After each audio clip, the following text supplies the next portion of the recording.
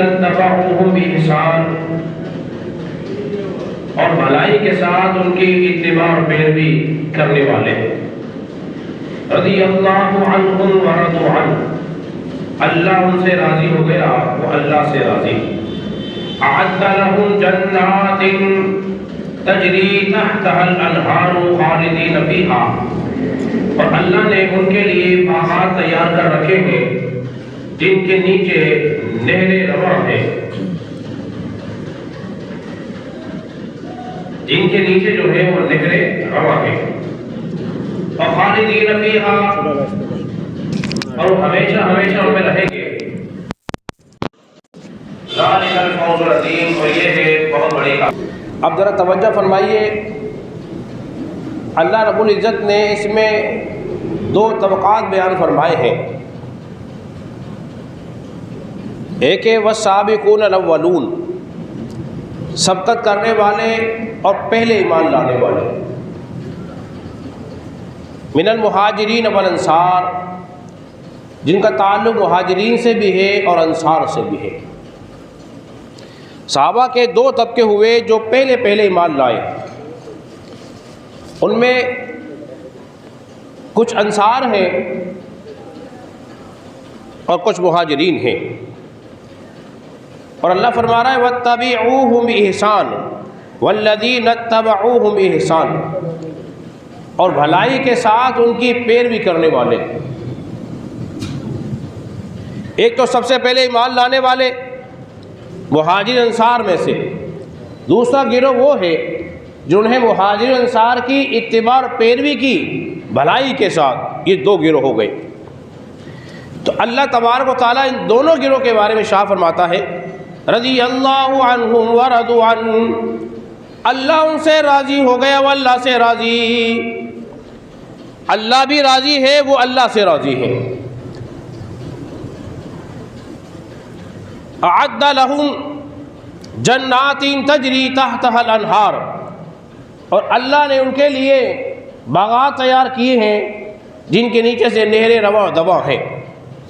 اور خالدین فیہا ابدا، جس کے اندر وہ ہمیشہ ہمیشہ رہیں گے. حضرات اب ذرا توجہ چاہوں گا.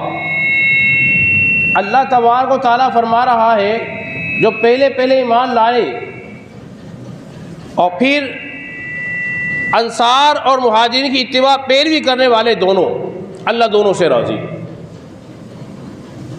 کتنے گروہ ہو گئے بولیے؟ دو ہو گئے، ایک مہاجرین کا اور ایک انصار کا.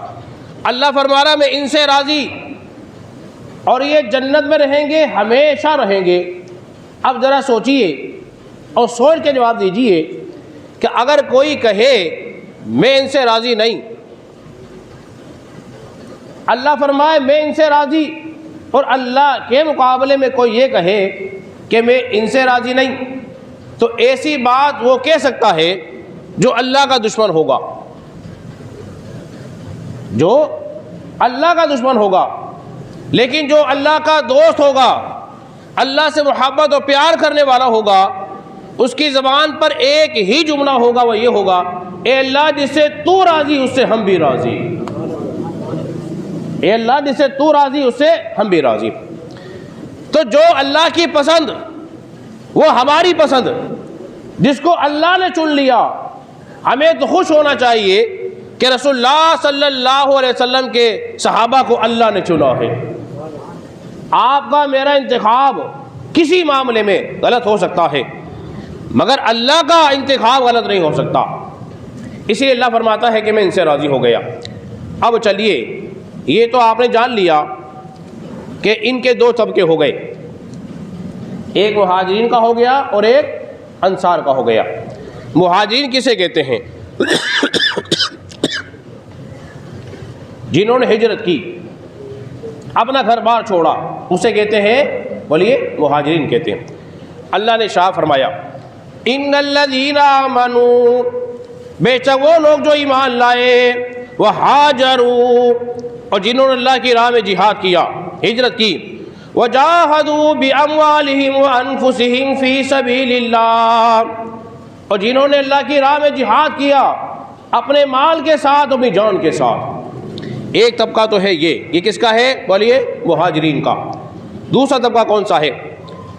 اللہ نے شاہ فرمایا والذین آمنوا وہاجروا وجاہدوا فی سبیل اللہ، اور وہ لوگ جو ایمان لائے، ایمان لانے کے بعد ہجرت کی، اللہ کی راہ میں جہاد کیا، اور فرمایا والذین آووا ونصروا، یہ وہ دوسرا طبقہ جنہوں نے جگہ دی، جنہوں نے رہنے کو پناہ دی۔ تو اللہ فرما رہا ہے میں ان دونوں سے راضی ہوں، مگر اصل میں اب درجہ مرتبہ کس کا بلند ہے؟ تو اللہ نے خود ہی ارشاد فرما دیا اعظم درجۃ عند اللہ، اللہ کے نزدیک مہاجرین صحابہ کا درجہ مرتبہ جو ہے زیادہ بلند ہے، اس لیے کہ گھر بار مہاجرین نے چھوڑا، انصار نے نہیں چھوڑا۔ جو تکلیفیں مہاجرین نے اٹھائی ہیں وہ انصار صحابہ نے نہیں اٹھائی، وہ انصار صحابہ نے نہیں اٹھائی، اس لیے اللہ فرماتا ہے کہ ان کا درجہ مرتبہ جو ہے وہ زیادہ بلند ہے۔ اور دیکھیے صرف درجہ نہیں کہا اولئک هم المؤمنون حقا، لوگوں سن لو یہ ہے پکے مومن، یہ ہے پکے مومن۔ تو ابو بکر صدیق رضی اللہ تعالیٰ عنہ وہ ہیں جو سب سے پہلے ایمان لائے ہیں، اس لیے میں بار بار کہتا ہوں ابو بکر صدیق ایمان لانے میں سب میں اول، ہجرت کرنے میں سب میں افضل، اور راہ خدا میں اپنا سارا گھر بار لٹا دینے میں بھی سب میں اول، سب کو لٹانے میں بھی اول ہے۔ اور دیکھیے ابو بکر صدیق کا کیا مقام و مرتبہ ہے، آئیے قرآن مجید فقار امین سے سمجھنے کی کوشش کرتے ہیں۔ جب فرعون نے حضرت موسیٰ علیہ السلام کے قتل کا ارادہ کیا، قتل کرنا چاہا کہ اس کو قتل کر دوں، لیکن اس کا دل گواہی دیتا تھا کہ موسیٰ علیہ السلام کے پاس جو نشانیاں ہیں یہ حق پر مبنی ہیں، لیکن کیا کریں بغض اور حسد کا، وہ تو خود کہہ چکا تھا انا ربکم الاعلی، میں تمہارا سب سے بڑا رب ہوں، اعلیٰ ہوں۔ اب اس خدائی سے نیچے کیسے آتا؟ تو اس فرعون، آل فرعون میں سے ایک نوجوان تھا، وہ کیا کہتا تھا جب اسے معلوم ہوا نا کہ فرعون موسیٰ کو قتل کرنا چاہتا ہے، اس نے کیا کہا؟ اس نے کہا وقال رجل مؤمن من آل فرعون، اور آل فرعون میں سے ایک مومن مرد کہتا ہے یکتم ایمانہ، جس نے اپنا ایمان چھپا رکھا تھا۔ حضرت موسیٰ پہ ایمان لے آیا، ایمان کو ظاہر نہیں کیا، چھپا کے رکھا ہے۔ اسے اطلاع ملی کہ فرعون جو ہے موسیٰ علیہ السلام کو قتل کرنا چاہتا ہے، تو اس نے فوراً کہا، ایمان کو چھپاتے ہوئے حضرت موسیٰ کی حمایت میں بول پڑے، کہنے لگے اتقتلون رجلا ان یقول ربی اللہ، تم اسے کیوں قتل کرنا چاہتے ہو جو یہ کہتا ہے کہ میرا اللہ ایک ہے؟ صرف اس بات پہ تم انہیں قتل کر دو گے، مار ڈالو گے۔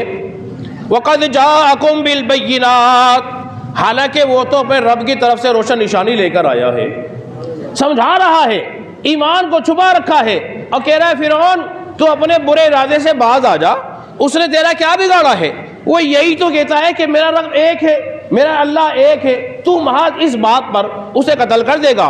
اور ساتھ ساتھ کہا وَإِن يَكُ كَاذِبًا فَعَلَيْهِ كَذِبُهُ، اور اگر وہ غلط بیانی کرتے ہیں تو دیکھو اس کا وبال اسی پر ہوگا، تجھ پر نہیں ہوگا۔ یہ کون کہہ رہا ہے؟ آل فرعون کا ایک مومن مسلمان مرد جس نے اپنے ایمان کو چھپا رکھا ہے۔ آؤ تمہیں صدیق اکبر رضی اللہ تعالیٰ کی بارگاہ میں لے چلو۔ حضرت علی مرتضیٰ شیر خدا رضی اللہ تعالیٰ بیان فرماتے ہیں، کسی نے حضرت علی سے پوچھ لیا، اے علی بتاؤ وہ آل فرعون کا مرد مومن افضل ہے یا کوئی اور جس کا تذکرہ قرآن مجید میں آیا ہے، میں نے آپ کو سنایا ہے؟ حضرت علی رضی اللہ تعالیٰ اس بات پر خاموش ہو گئے، اصرار ہونے لگا، آپ کی آنکھوں سے آنسو جاری ہو گئے اور چادر میں منہ چھپا کے رونے لگے۔ کون اور رہے ہیں؟ علی مرتضیٰ ہے، شیر خدا رضی اللہ تعالیٰ عنہ ہیں۔ فرمانے لگے کہ ایک دن ایسا ہوا کہ رسول اللہ صلی اللہ علیہ وسلم صحن کعبہ میں تھے، صحن کعبہ کے اندر تھے، اور حضور کو تنہا پا کر ان کافروں نے کیا کیا؟ آپ علیہ السلام کو تکلیف دینی شروع کر دی. کوئی یہاں سے آپ کو دھکا دے رہا ہے، کوئی یہاں سے آپ کو کھینچ رہا ہے. کسی نے چادر ڈالی اور کہنے لگا اے محمد تم وہ ہو جو ہمارے خداؤں کی مخالفت کرتے ہو، ہمارے خداؤں کو برا بھلا کہتے ہو، ہمارے دین کی مخالفت کرتے ہو، تم ہی ہو نا وہ؟ کسی نے آگے خبر دی ابو بکر دیکھ تیرے دوست کے ساتھ کیا کر رہے ہیں، کافروں نے گھیرا ہوا ہے. ابو بکر صدیق نے یہ نہیں کہا، دیکھو جان بڑی پیاری ہوتی ہے، جان بڑی پیاری ہوتی ہے. انسان لڑنے وہاں جاتا ہے جہاں اسلحہ پاس ہو، جہاں اس کے دو چار حمایتی ساتھ ہوں. اس ابو بکر صدیق نے یہ نہیں کہا اچھا ٹھہرو میں ذرا اپنی برادری کے لوگوں کو بلا لاؤں. اگر آج آپ کا میرا جھگڑا ہو جائے اور کوئی کسی کو مار رہا ہو اور تو آپ تنہا ہو اور وہاں کئی لوگ ہوں، آپ اکیلے جاؤ گے؟ نہیں جاؤ گے. آپ کہو گے ذرا میں بندے جمع کرتا ہوں، میں فون کرتا ہوں، ذرا کچھ بندے آ جائیں، اسلحہ لائیں تاکہ گروہ کی شکل میں لڑیں گے، رو پڑے گا، بھگا دیں گے، غلبہ حاصل کر لیں گے. ابو بکر صدیق نے کسی کو بلایا نہیں، تنہا پہنچے. پہنچنے کے بعد ایک کو یہاں سے پھینکا، ایک کو وہاں سے جھٹکا لگایا اور کہنے لگے ارے تم اس کو قتل کرنا چاہتے ہو جو کہتا ہے میرا اللہ ایک ہے، اس کو مار. وہی لفظ کہے جو قرآن میں آئے ہیں، جو آل فرعون کے مرنے کہے تھے.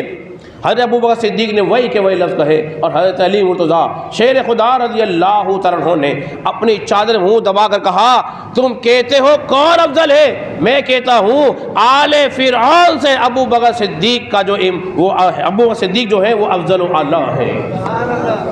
آل فرعون کے مرد سے ابو بکر صدیق افضل و اعلیٰ ہے. کیوں؟ اس لیے اس نے اپنا ایمان چھپایا تھا، ابو بکر صدیق نے اپنے ایمان کو بتایا ہے، اظہار کیا ہے. اس لیے اللہ فرماتا ہے ان کا درجہ مرتبہ جو ہے وہ کیا ہے؟ بولیے بلند و بالا ہے. اور جب مظالم بڑھتے رہے، مظالم بڑھتے رہے، رسول اللہ صلی اللہ علیہ وسلم نے شاہ فرما دیا اے میرے صحابہ جاؤ تم ہجرت کرو. بعض لوگوں نے حبشہ کی طرف ہجرت کی اور وہاں سکون کے ساتھ زندگی گزارنے لگے، اور بعض لوگ مکہ کو چھوڑ کر مدینے چلے گئے. مکہ میں اب چند ہی لوگ باقی رہ گئے تھے. اب تیاری دیکھیے اور کردار ابو بکر صدیق رضی اللہ عنہ دیکھیے. دیکھیے جس کا کردار سب سے عمدہ اور اعلیٰ ہونا، سفر کے لیے انسان اس کو منتخب کرتا ہے. ہم کیا کہتے ہیں یار اگر سفر میں کوئی اچھا ساتھی مل گیا نا سفر اچھا کر جائے گا. وہ اگر کوئی آڑا ٹیڑھا آدمی ہو نا تو پھر سفر بہت مشکل سے گزرتا ہے. اسی لیے کہتے ہیں بڑا مشہور معروف بات ہے کہ کسی کو آزمانا ہو نا تو کھا کر دیکھو، یا پھر سفر کر کے دیکھو، یا پھر ہدار دے کے دیکھو. یہ آدمی کی پرکھ کے طریقے ہیں. اس لیے کہ انسان یہاں ڈیفالٹر ہو جاتا ہے، پتہ پڑ جاتا ہے. اور ام المومنین حضرت عائشہ صدیقہ رضی اللہ تعالیٰ عنہ بیان کرتی ہیں کہ رسول اللہ صلی اللہ علیہ وسلم ہمارے گھر صبح بھی تشریف لاتے تھے، شام بھی تشریف لاتے تھے. صبح شام رسول اللہ صلی اللہ علیہ وسلم جو تھے ابو بکر صدیق رضی اللہ تعالیٰ عنہ کے گھر تشریف لاتے تھے. تو حضور کو بڑی پرکھ تھی. اب وقت آ گیا، مختصر یہ کہ اللہ کا حکم آ گیا کہ ابو بکر تم میرے ساتھ چلو گے. ابو بکر صدیق رضی اللہ تعالیٰ عنہ کی آنکھوں میں آنسو آ گئے. حضرت عائشہ صدیقہ رضی اللہ تعالیٰ عنہ نے دیکھا، پوچھنے لگی ابا جان یہ آنسو کیسے ہیں؟ آپ نے فرمایا بیٹا یہ خوشی کے آنسو ہیں، یہ آنسو جو ہے خوشی کے آنسو ہیں. اب تیاری شروع ہو گئی. اس سے پہلے آپ نے کیا کیا؟ 2 اونٹنیاں آپ نے تیار کی، خریدی، ان کو خوب کھلایا پلایا، فرما کیا. پھر آپ کے غلام تھے، ان کا نام تھا ام فربہ، عامر بن فہیرہ. اس کی ڈیوٹی لگائی کہ تم بکریوں کو چلا چلا کر غار کی طرف لے کر آؤ گے. آپ کی بیٹی نے اسماء بنت ابو بکر صدیق نے کھانا تیار کیا. آپ کو معلوم ہے جس گھر میں کھانا پکتا ہے کھانے کی خوشبو بھی ہوتی ہے. تو آپ نے دھواں کیا تاکہ کھانے کی خوشبو نہ آئے، دھوئیں کی خوشبو آئے. اہتمام ہو رہا ہے. پھر کھانا باندھا. کھانے باندھنے کے لیے کوئی چیز آپ کے پاس نہ تھی، اپنا زار بن کے 2 ٹکڑے کیے آپ کی بیٹی نے. اس سے کھانے کا ٹفن جو تھا وہ تیار کیا، باندھا اور دے دیا، اور حضرت علی کی ڈیوٹی لگائی کہ تم نے رات یہاں ٹھہرنا ہے اور امانت دے کر مدینے آ جانا ہے۔ ابو بکر صدیق رضی اللہ تعالیٰ عنہ رسول اللہ صلی اللہ علیہ وسلم کے ساتھ چل رہے ہیں، ساتھ چل رہے ہیں۔ اب چال کا عالم دیکھیے کیا تھا کہ چلتے چلتے کبھی دائیں دیکھتے ہیں، گھوم کے دائیں آ جائیں، پھر چلیں گھوم کے بائیں آ جائیں، پھر چلیں کبھی آگے چلے جائیں، کبھی پیچھے آ جائیں۔ جب اس منظر کو دیکھا نا رسول اللہ صلی اللہ علیہ وسلم نے فرمایا ابو بکر عجیب چال ہے، کبھی دائیں کبھی بائیں۔ ہم بھی ٹوکتے ہیں نا یہ کیسے چل رہا ہے بھائی، چلنے کو اصول ہوتے ہیں کہ انسان برابر برابر چلے۔ بولیے اگر کوئی آگے چلے آپ کے تو مناسب رہے گا، آپ بات نہیں کر سکتے، کوئی پیچھے رہے تو بات نہیں ہو سکتی، دور رہے تب بھی بات بولیے نہیں ہو سکتی۔ تو حضور نے پوچھا نا ابو بکر یہ کیا ماجرا ہے، کیوں کبھی آگے پیچھے دائیں بائیں چل رہے ہو؟ عرض کی آقا مجھے اپنی جان کا مسئلہ نہیں ہے، آپ کی جان کی فکر ہے۔ سوچتا ہوں اگر دشمن آگے سے آ گیا تو خیال آتا کہ پیچھے سے نہ آ جائے، پیچھے آتا ہوں خیال آتا ہے دشمن آگے سے نہ آ جائے، دائیں جاتا ہوں خیال آتا ہے کہ دشمن بائیں نہ آ جائے۔ تو حضور کو حضور کی جان کی فکر تھی، اپنی جان کی فکر نہیں تھی۔ ایک مقام ایسا آیا کہ آپ جا رہے ہیں، گرمی کا موسم ہے، دھوپ چمک رہی ہے خوب، ایک سایہ نظر آیا ابو بکر صدیق کو۔ عرض کی یا رسول اللہ صلی اللہ علیہ وسلم آپ یہاں تشریف فرما ہو جائے، تھکاوٹ ہو گئی ہے، ہمارے پیچھے ہیں لوگ، کچھ دیر کے لیے ہمیں آرام کریں۔ حضور کو بٹھایا، بٹھانے کے بعد آپ تھوڑا سا آگے جائے دیکھنے کے لیے جا رہے ہیں، شاید کوئی قافلہ نظر آئے۔ اس منظر کو دیکھ کر ہمیں حضرت حاجرہ کی یاد آتی ہے۔ کیا دیکھا، ایک بدو جو ہے نا اپنی بکری کو چڑھا رہا ہے، اس نے کہا کیا تمہارے پاس دودھ ہے؟ اس نے کہا ہاں میرے پاس دودھ ہے۔ فرمایا اپنی بکری کو یہاں لے آؤ۔ وہ اپنی بکری لے کر آیا، ابو بکر صدیق نے پانی سے تھنوں کو دھویا، اس نے دودھ دھو کر ابو بکر صدیق رضی اللہ تعالیٰ کی خدمت میں پیش کیا۔ چاہتے تو خود پی لیتے نا، لیکن خود نہیں پیا۔ فرمایا کیا تمہارے پاس پانی ہے؟ جب دودھ آ گیا تھا تو پانی کی ضرورت کیا تھی، پیاس بجھانی تھی تو دودھ کافی تھا۔ فرمایا کیا تمہارے پاس پانی ہے؟ اس نے کہا ہاں پانی بھی ہے۔ اب دیکھیے حکمت کی بات، گرمی کے موسم میں گرم چیز مل جائے تو اس کی صحت پر فرحت اور خوشی کا عالم نہیں ہوتا، ٹھیک ہے جی۔ دن کے وقت میں گرم دودھ پیتا ہے آدمی؟ بولیے، ارے بولیے تو نہیں پیتا۔ ہم تو دن میں بھی ٹھنڈا دودھ پینے کے عادی ہیں۔ آپ نے دودھ میں پانی ملا کر دودھ کی جو گرمائی تھی، گرماش تھی، اس کو ختم کر دیا تاکہ اس پر ٹھنڈک پیدا ہو جائے، اور رسول اللہ صلی اللہ علیہ وسلم پیے تو اس پینے کے بعد آپ کو فرحت خوشی محسوس ہو۔ آپ نے یہ کیا اور پھر اب چل دیا، سفر طے ہو رہا ہے۔ اب امتحان دیکھیے ابو بکر صدیق رضی اللہ تعالی عنہ کا۔ میں بتا چکا ہوں پچھلے جمعے کے اندر، آپ ملک شام، یمن، مدینہ جایا کرتے تھے، آپ کا تجارتی قافلہ بھی تھا، بہت سارے لوگ آپ کو جانتے تھے۔ تو ابو بکر صدیق رضی اللہ تعالی عنہ کا ایک جاننے والا مل گیا، اور کافروں نے سونٹ رکھے تھے انعام کے اندر۔ تو ابو بکر صدیق کو پہچان لیا اور حضور کو نہ پہچان سکے۔ اس نے کہا کہ ابو بکر کہاں جا رہے ہو اور یہ کون ہے تمہارے ساتھ؟ اب امتحان تھا، اب امتحان تھا۔ دیکھیں کیا جواب دیتے ہیں، قربان جائیں ابو بکر صدیق کی صداقت کے بھی، کیا کمال کا جواب دیا۔ فرمایا کہ یہ مجھے راستہ دکھانے والے ہیں۔ ارے بولی زور سے، کیا کہا؟ یہ مجھے راستہ دکھانے والے ہیں، راستہ بتانے والے ہیں۔ اس لیے کہ عرب کے جو لوگ تھے نا، جب دور سفر میں جاتے تھے اپنے ساتھ کسی گائیڈر کو رکھتے تھے تاکہ راستہ دکھا دے، بتا دے۔ فرمایا یہ مجھے راستہ بتانے والے ہیں، دین کا صحیح راستہ تو رسول اللہ نے ہی بتایا ہے نا۔ یہ ابو بکر صدیق رضی اللہ عنہ کسی مقام پر آپ نے جھوٹ نہیں بولا. اور پھر جب آپ غار میں داخل ہوئے، بہت مختصر آپ نے باتیں سن رکھی ہیں ساری کی ساری. غار کی صفائی ستھرائی کرنے کے بعد رسول اللہ صلی اللہ علیہ وسلم اس میں تشریف فرما ہوئے. عرض کیا آقا رسول آپ تشریف لے آئیے. نبی پاک صلی اللہ علیہ وسلم آپ تشریف فرما رہے ہیں ابو بکر صدیق کا زانوں میں سر رکھ کر. بخاری میں روایت موجود ہے کہ وہ کھوجی ڈھونڈتے غار کے منہ کے قریب آئے. قدم دیکھ رہے ہیں آپ اندر سے. دیکھیے جہاں اندھیرا ہوتا ہے نا تو دین میں آنے والا شخص اندر نہیں جھانک سکتا، لیکن اندر والا باہر دیکھ سکتا ہے. تو پھر جب آپ کو گھبراہٹ ہوئی نا، دیکھیے قرآن مجید فرقان حمید کا اس بات کا واقعہ پورا موجود ہے. اذ اخرجہ الذین کفروا، اور جب آپ کافروں کے مظالم سے تنگ آ کر آپ نے مکے کو چھوڑ دیا. ثانی اثنین اذ ہما فی الغار، جب وہ غار میں دو تھے. اور پھر کیا ہوا؟ اذ یقول لصاحبہ، جب وہ اپنے صاحب سے کہہ رہے تھے. کیا کہا؟ اب بات سمجھنے کی ہے. یا رسول اللہ اگر انہوں نے ہمیں دیکھ لیا تو پھر کیا ہوگا؟ نبی پاک صلی اللہ علیہ وسلم نے ارشاد فرمایا ان اللہ معنا، ابو بکر گھبرانا اللہ ہمارے ساتھ ہے.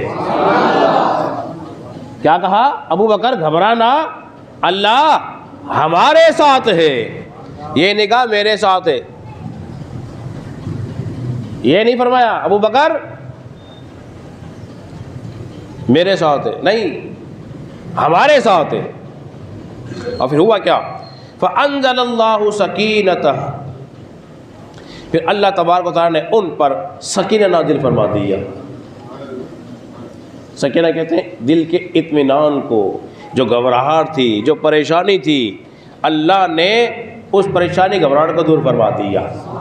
ایک روایت میں آتا ہے ابو بکر صدیق رضی اللہ عنہ نے کہا کہ رسول اللہ صلی اللہ علیہ وسلم اگر یہ اندر آ گئے تو غار تو بند ہے، ہم جائیں گے کہاں جائیں گے ہم اگر یہ آ گئے؟ تو نبی پاک علیہ الصلوۃ والسلام نے فرمایا ابو بکر یہ یہاں سے آئیں گے، ہم یہاں نکل جائیں گے. بس اس ہاتھ نے اشارہ ایسے کرنا تھا، غار تو تھا ہی بند. ابو بکر صدیق رضی اللہ عنہ فرماتے ہیں میں نے دیکھا کہ غار کے اس باہر کشتیاں کھڑی ہوئی ہیں اور نظارہ نظر آ رہا ہے، اب ایسے نکل جائیں گے. یہ مقام صدیق اکبر رضی اللہ عنہ،